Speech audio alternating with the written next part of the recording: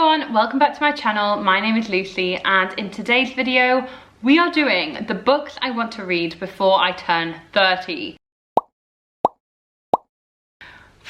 Okay, so this video I feel like I had to make because I'm currently 29. I turned 29 in January and I am almost 6 months through being 29. So it's not that long really until I turn 30, and to hit this milestone there are a few books that I really do want to read before I kind of hit 30, and you know, these are books that I have had on my TBR for a very long time, and what better to give myself this deadline to read these books before I turn 30. So there's definitely a theme with the books that I've chosen. These are all books that I have been meaning to read for a very long time. These are books that I feel a strange emotional connection to, even though I've not really read them. And a lot of these books I have had on my shelves for a long time. I'm talking years I've had these books on my shelves and I just can't seem to get rid of them. So I do want to read them and, you know, see what the hype is about. And hopefully they will bring forth a very emotional, transformative experience for me just before I turn 30. So because I'm starting this halfway through the year, like I only really have about 6 months to read these books, there isn't loads of books on this list. If I'd maybe started this earlier, like maybe when I was 28, you know, we could have been making some progress here, but no, I didn't do that. Anyway, let's get started because the first book is one that has been sitting on my shelves for probably about 5 years, and it is one that I've been meaning to read for a very long time and I just haven't yet. It is Northern Lights by Philip Pullman. So I feel like this book needs no introduction, but I have actually watched the BBC TV show of Northern Lights, and that means I do know the general plot, you know, I do kind of know the lore. So this follows our main character Lyra, who lives in this world where basically you have a soul animal, I guess. They're called demons, and she is living very carefree at Jordan College in Oxford with her demon, just kind of like living her life, not worrying about anything. And then she basically becomes embroiled in this plot, I guess, and it is the start of this huge big journey for her with her demon. So why do I want to read Northern Lights? Basically, I'm just fed up of being the one who hasn't read this book and this series. Like, I do have the whole series behind me. It would be amazing if I could read the whole series by the time I turn 30, but I just don't know if that's possible. So I'd love to at least get through the first one, Northern Lights. And what can I say? This is a modern classic essentially, and I have not read it. I for some reason just can't get rid of these books. I've got the beautiful kind of hardback collection of the series and I just don't want to get rid of it because I do think I will fall in love with the series, and it would be a shame if I just like unhauled the series and then years later read it and wish I kept the gorgeous editions. So I do think it's time to read this by the time I turn 30. That would be amazing. So first up is Northern Lights. Second up is another modern classic, I would say. It is The Night Circus by Erin Morgenstern. This is basically a booktube staple. Like, I remember when I first joined booktube 8-9 years ago, can't remember how long it's been, and everyone was reading this book and everyone was in love with this book, and this is supposed to be the most magical book ever. So I do just really want to read this, and believe it or not, this book is about a magical circus that only appears at night and it arrives without warning, and it just sounds utterly dreamy and magical, and I do just really want to read this because I do think it's a modern classic. I would love to read this by the time I turn 30 so that I can read Erin Morgenstern's other book, which is The Starless Sea.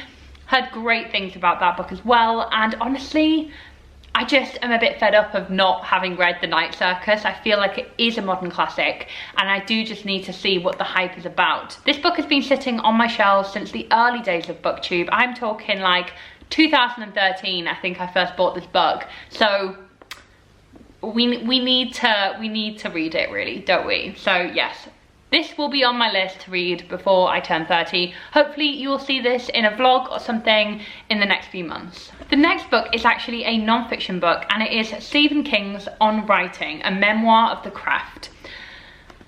So I've heard nothing but incredible things about this book. I'm not a huge Stephen King reader. I've read no Stephen King. If you have watched my anti-TBR tag, I will leave that link below. You know that I chose Stephen King as the author I probably would never read a book by.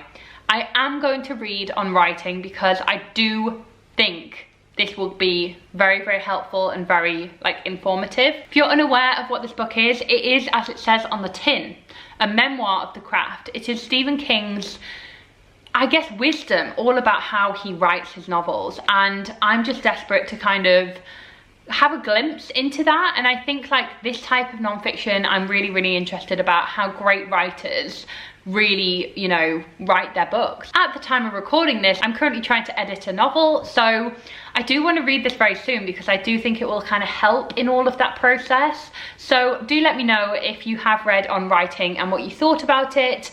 I would love to read this by the time I'm 30, so that in my 30s I can just really hone in on writing and really kind of trying to develop that skill. Okay, and a similar one to that is one that I do not own, but I'm going to buy a copy of because I did have a copy somewhere, but I think I probably unhauled it, which is not ideal. The next book I want to read before I turn 30 is Big Magic by Elizabeth Gilbert. So Elizabeth Gilbert is the author of Eat, Pray, Love, I believe. She is one of the most kind of celebrated authors in terms of advice on creativity and how to do the things you love.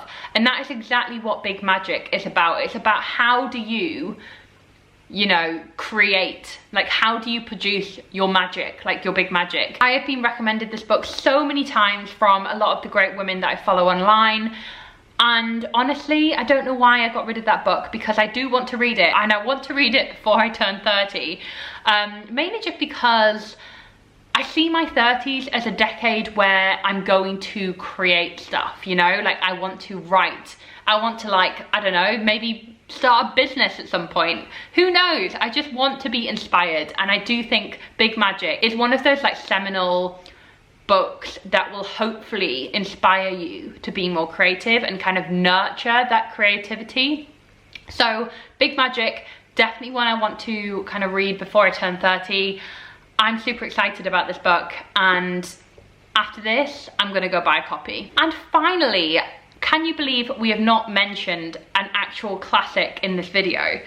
But of course I had to read another classic by the time I turned 30, and that is A Tale of Two Cities by Charles Dickens. So I'm not a huge Dickens reader, but I have wanted to read A Tale of Two Cities for the longest time, probably since I was in university 9 years ago, 10 years ago.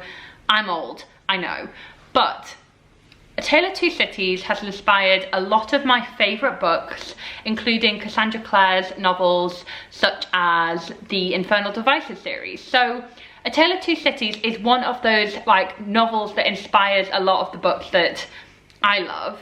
And I know a lot of my favourite authors absolutely adore A Tale of Two Cities.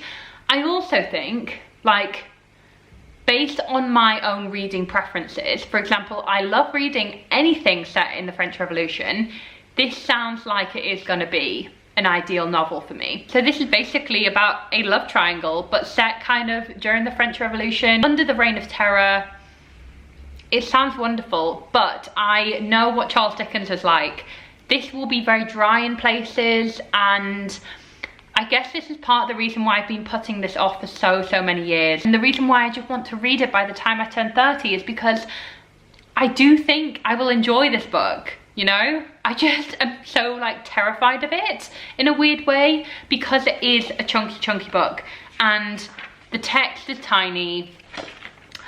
I just need to read this, guys. I mean, I'm not a huge Dickens reader, as I did say at the start of this kind of segment, mainly just because I find a lot of his novels very depressing, quite Victorian in how they're written. And honestly, I do hope that A Tale of Two Cities will be amazing. I just need to push myself over the next few months to just get it read by the time I turn 30. And I think I will be very satisfied 30-year-old when I come into, you know, a new decade, having read A Tale of Two Cities, you know? So guys, that is it for the books I want to read before I turn 30. Do let me know if you've read any of these books and what you thought of them. I also want to know if you are under 30, let me know the books that you would like to read before you hit this new decade. So this was just a quick, fun little video. I really hope you enjoyed it and you agree with some of my choices. And I will see you very, very soon in my next video, guys. Bye.